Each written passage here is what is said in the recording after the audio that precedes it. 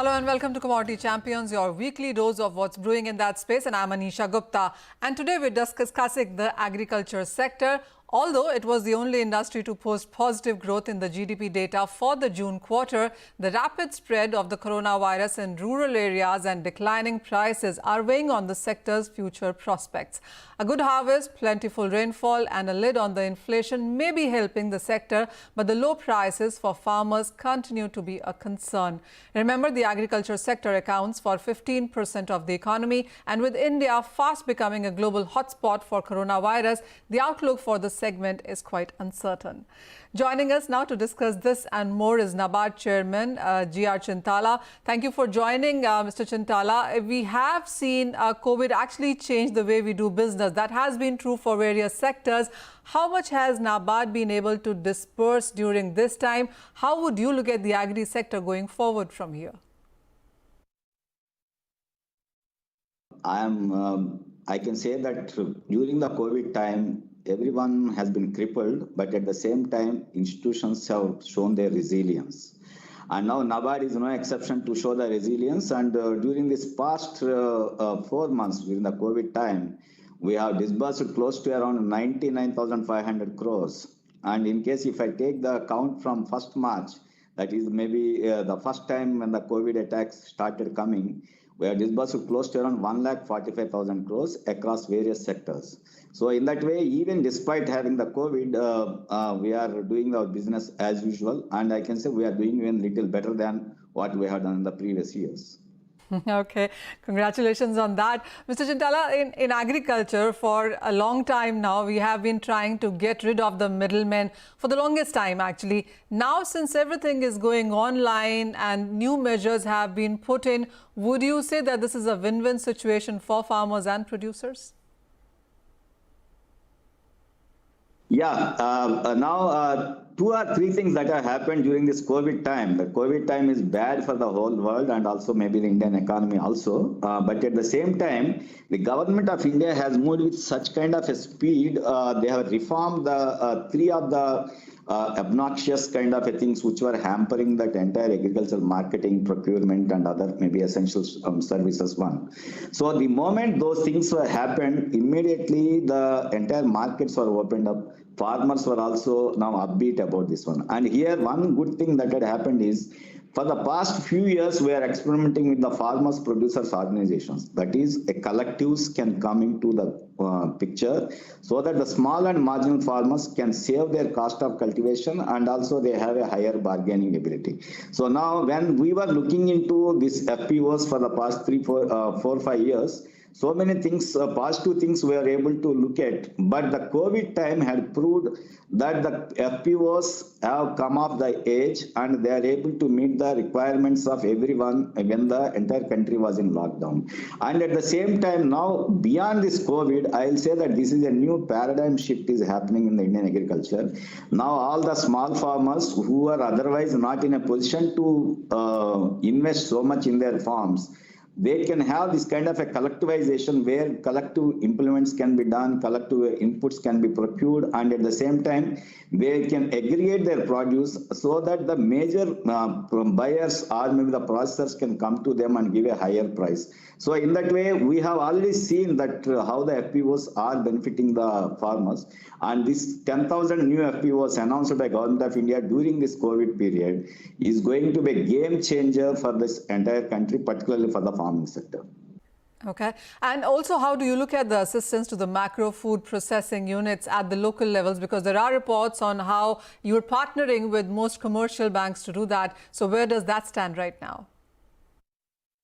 Yeah, if you look into the entire Indian food processing sector, close to around 90 to 95% of the processing is done at the village, a small level, which is not having a great kind of a maybe visibility or maybe the brand kind of a thing. But at the same time, these are the people who are running the whole show of the country with regard to the food processing. So now when we are looking into that entire micro food processing part, these are all owned by maybe a small 1 or 2 members or maybe the proprietary concerns, but at the same time, they don't have have any kind of a credit history, and banks are also apprehensive whether to give money to them or not. So now this 10,000 crores micro food processing fund, which the government of India has announced, though it's not a fund, but that is the way the banks have to own it. So now in that context, I can say from NABARD side, we are coming out with a deep discounted refinance to this micro food processing. And you can see in the next few months, most of these micro food processing enterprises are going to get money at a very, very cheap rate, as we have onboarded most of the banks also that to avail this refinance and give the money at a very concessional rate to them. The moment that is done, I think micro food processing is going to be a very big success story, and which is employing substantial number of people in the rural areas, semi-urban and also the urban areas. Oh, well, absolutely. And the rural India does need all the employment it can right now. But fast forward, and Dr. Chintala, the government on yesterday, that is Thursday, asked the lenders to, the farm sector, including NABARD, to ensure that the farmers repaying their agriculture loans in time to get the assorted interest relief without any delay. What has been your thoughts on that, and how is NABARD ensuring to facilitate this? So PM Kisan is one major initiative, and as you have seen that every farmer, whosoever has been registered under that one, have got their whole money. That is, earlier there should be a lot of leakages, but now this direct benefit transfer directly coming from Government of India has reduced all kinds of leakages, and farmers are getting the money straight into their bank account. So in that way, it's a very good kind of incentive to the farmer to stay in the farming. This is the one. And second thing is, Government of India was asking every banker that to push as much of credit as possible into the agricultural sector. And now this year, NABARD, which prepares that entire credit plan for the country, and Government of India approves it. There's a 15 lakh crores of agricultural credit is going to happen. Until now also, if I go through the figures, I think substantial amount of credit has already flown in. And NABARD is giving, apart from that 90,000 crores, which we are giving every year as a kind of a concessional finance to the crop lending, crop operations. This year, we are going to enhance it to 1,20,000 crores, and already 40,000 crores have already been disbursed, and we are very confident that this kind of a targets are going to be achieved. Just taking a leaf out of what you said earlier, Dr. Chintala, and you said that during the COVID, you've actually worked even better than what you did last year. So you also have launched credit guarantee program with NBFC, MFIs. You signed a pact with Vivriti Capital, Ujjivan Small Finance Bank earlier this month to roll out initiatives. Can you elaborate on that, and what are the plans on that one? Yeah, Manisha, that is I can say one of the best things which we have done during the COVID period.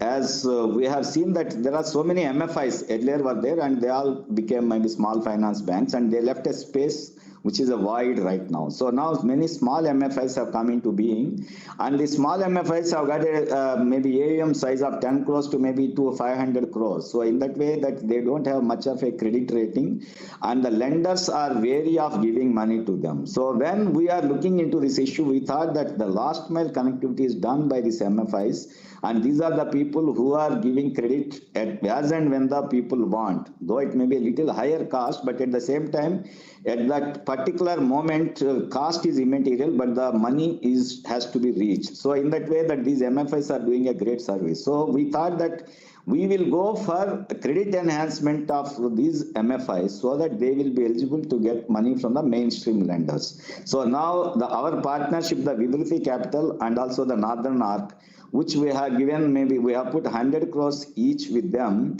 and also these two banks also have joined. So now whenever we are putting the money, we found that it will have a multiplier effect of close to around 5x to 6x. So that means these small microfinance institutions, which otherwise are facing difficulties in getting money from the mainstream lenders, are going to get maybe something like around 1,200 crores or so from the mainstream lenders, and we are likely to increase this one to 500 crores. So that means I am expecting close to around 3,000 crores of lending by these small MFIs, which are small MFIs or NBFCs, which are otherwise not eligible to get the loan from the mainstream institutions. So we are very upbeat, and the experiment is going on very well. In the next few months, you can see the results at the ground level. Dr. Chintala, thank you so much for joining us. So clearly NABARD continues to work quite strongly, whether it has been about the disbursements or tying up with financial institutions, ensuring that the farmer repayment also is happening. And as he said, that the work has been way better than what it was last year. So clearly COVID agriculture sector has made a lot of leaps and bounds there. Dr. Chintala, thank you so much for joining us with that sense. Time for a break with that, but don't go anywhere, because when we return, we will be joined by Ajit Kumar of Crop Care Federation of India, and joining us also will be Krishan Bir Chaudhary. He is president of Bharatiya Krishak Samaj.